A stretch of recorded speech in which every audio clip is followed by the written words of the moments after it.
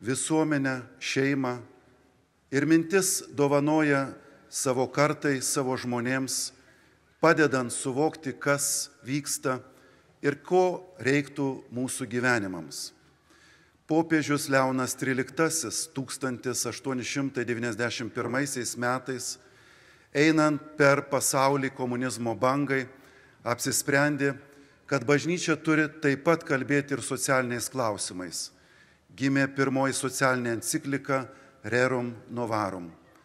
Joje apie privatinę nuosavybę, apie šeimą, apie laisvas asociacijas bei profsąjungas, dalykus, kurie atrodo pranoksta tik tai bažnyčios domėjimosi lauką. Ir vis dėlto šie temos ir šios mintis veikia mus ir mūsų gyvenimą. Neretai tenka pastarosioms dienoms išgirsti, kad bažnyčia tarsi tyli.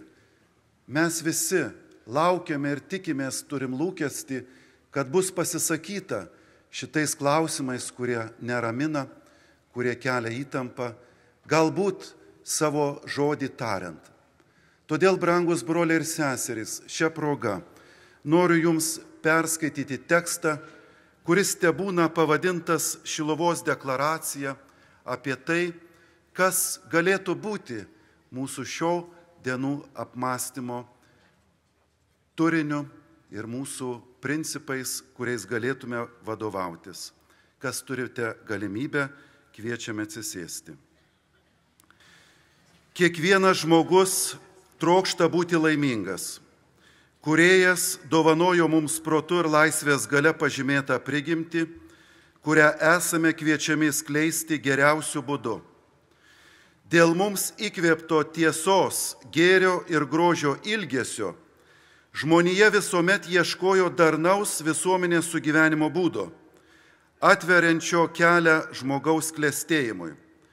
Šių paieškų rezultatus matome Atėnų filosofinėse įžvalgose, Romos teisėje ir biblinės pasaulėžiūros siejamos su Jeruzalė lobyne.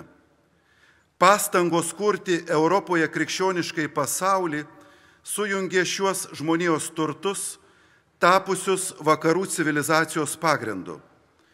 Kūrinijoje atpažintas kūrėjo balsas ir veikimas, o ypač priimtas Jėzaus Kristaus dievystės autoritetas ir mokymas, drauge su kilniausiais civilizacijos pasiekimais, Europos žemynė sukūrė ypatingas sąlygas žmogaus prigimtyje glūdinčiam potencialui įsiskleisti. Visa tai sudaro autentišką mūsų civilizacijos pamatą, be kurio neįmanomas vakarų pasaulio tvarumas.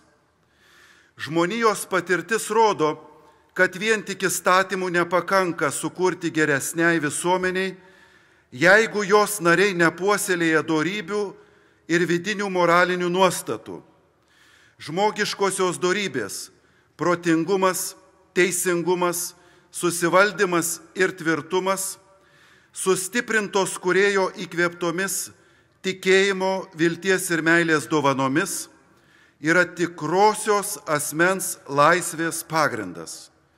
Iš tiesų, laisva demokratinė visuomenė įmanoma tik tada, kai jos nariai laikosi tvirtų dorovės principų. Valdžios įsakymai negali sukurti ar pakeisti moralinių nuostatų, kurios kyla iš sąžinės, kūrėjo įdiegto žmogaus širdyje.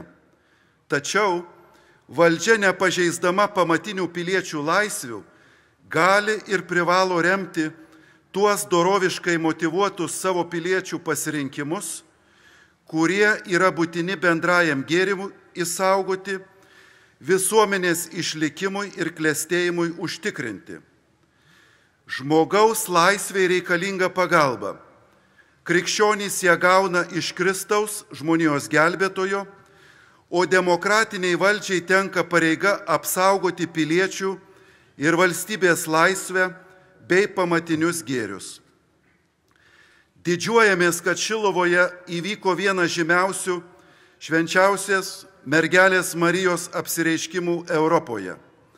Čia prieš 400 metų Dievo motina paragino mus garbinti jo sūnų, o ne tik arti ir sėti. Tai suprantame ne tik kaip kvietimą į maldą ar asmeninio santykio su Dievu atnaujinimą. Šis paraginimas priminė ir Dievo mums paliktos tvarkos svarbą.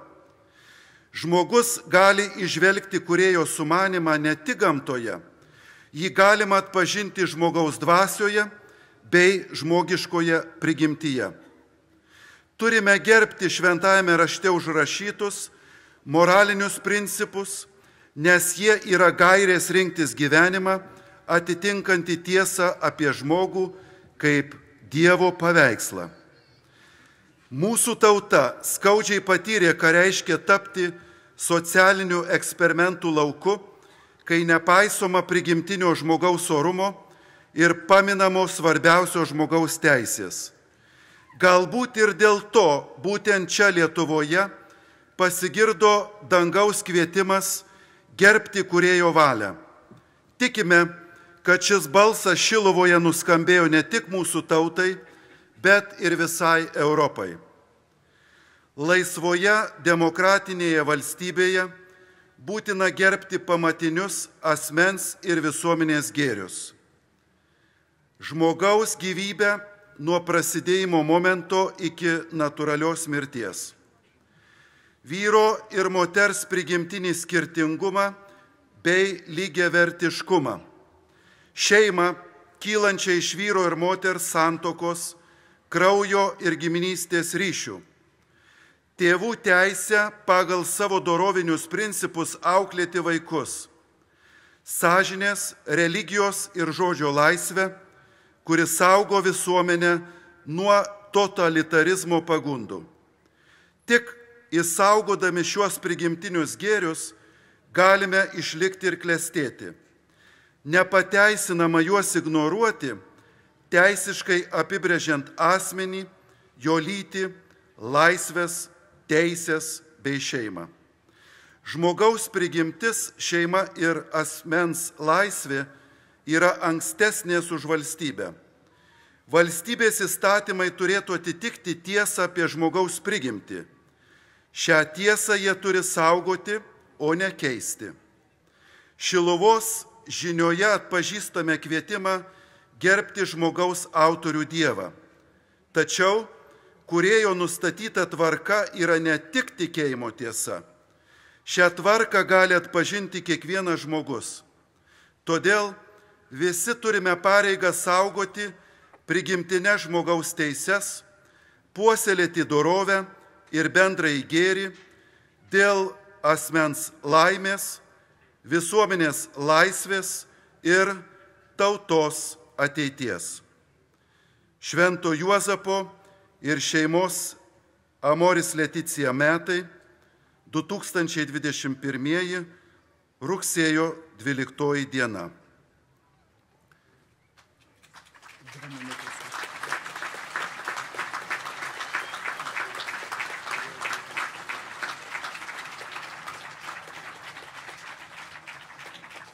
Kasgi pasirašo šį dokumentą?